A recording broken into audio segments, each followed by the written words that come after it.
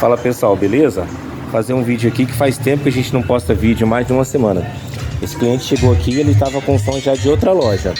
Aí a gente tinha aquela bateria ali, essa bateria tá morta. Ela tá aqui com a data de 2018. Ela já foi já. Aí ela ficava atrás do banco. E os alto-falantes ficavam aqui embaixo, tava encostando aqui. Só isso aqui saía pra cima. O que a gente fez? A gente colocou um MDF aqui de 18, um MDF Ultra. Colocamos uma bateria estacionária normal embaixo da caixa.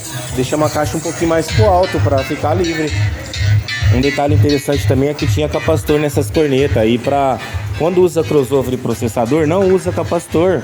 Senão você perde aqui a frequência do crossover. Então não pode usar capacitor quando você tem o crossover. Aí o painel não foi eu que fiz, eu só vendi a bateria para ele. Coloquei a madeirinha ali, a bateria tá livre aqui. E o outro rapaz falou para ele que era bom usar uma fonte de 60, mas a gente acabou usando uma de 200, que é melhor sobrar. Aí a gente aumentou o som aqui na tomada, a fonte marcou aqui 117 amperes, ou seja, 60 não ia servir. E aqui também tava usando esses cabos aqui, esses dois já é dele, o positivo e negativo, do outro instalador.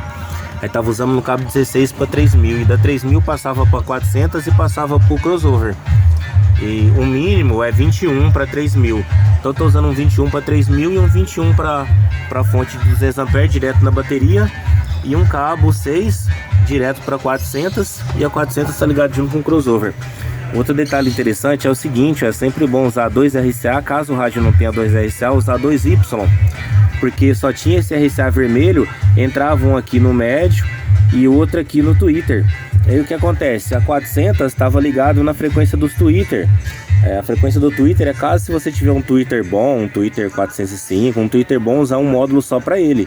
Aí nesse caso que esses Twitters são simples, não usa. A gente usa os canais aqui das cornetas e não dos Twitter. E trabalha com médio e agudo junto, entendeu?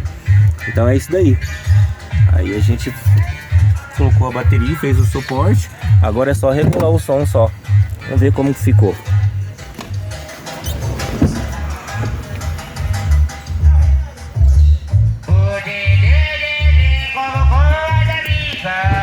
Escolher a música aqui. Tava escolhendo a música. E um detalhe interessante também é que não tinha o monitor, o clipadorzinho. Aí tipo assim, independente da música, a hora que ficar amarelo aqui ele abaixa. A gente colocou pra ele também. E um voltímetro também, porque tava sem.